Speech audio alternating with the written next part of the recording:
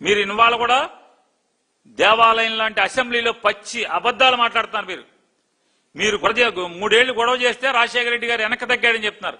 నేను ఛాలెంజ్ చేస్తాను. ఇవాళ ముఖ్యమంత్రిగా ఉన్నారు మీరు.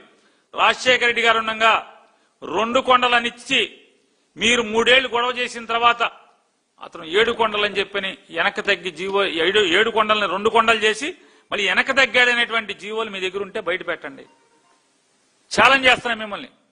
మీరు నిజంగా వెంకటేశ్వర హిందువే అయితే, మీరు నిజంగా భక్తి ఉంటే, మీకు పాపభీతి ఉంటే, దేవుడంటే భయం ఉంటే,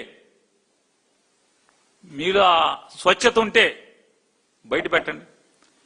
అప్పటి రాజశేఖర రెడ్డి గారు వచ్చే వరకు 7 కొండలుగా ఉన్నటువంటి 7 కొండల్ని 7 కొండలు ఎందుకు 2 కొండలు చాలు అనేటువంటి ఇచ్చినటువంటి జీవో బయట పెట్టండి.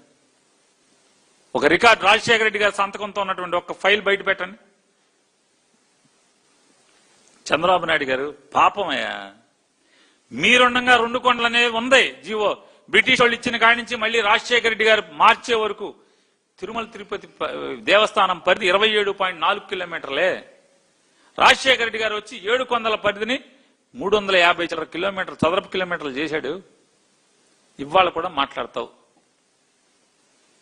ఇది భక్త్యా? ఇది హిందూ మతమా? హిందూ సాంప్రదాయమా? ఇంత పచ్చిగా మతాన్ని రాజకీయం కోసం వాడుకోవటం అనేది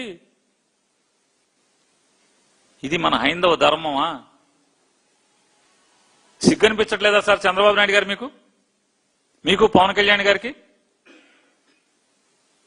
చెప్పండి, నిజంగా దేవుడు ఇంత కూడా సిగ్గుపెట్టలేదా మనకి? తప్పు కదా ఇది.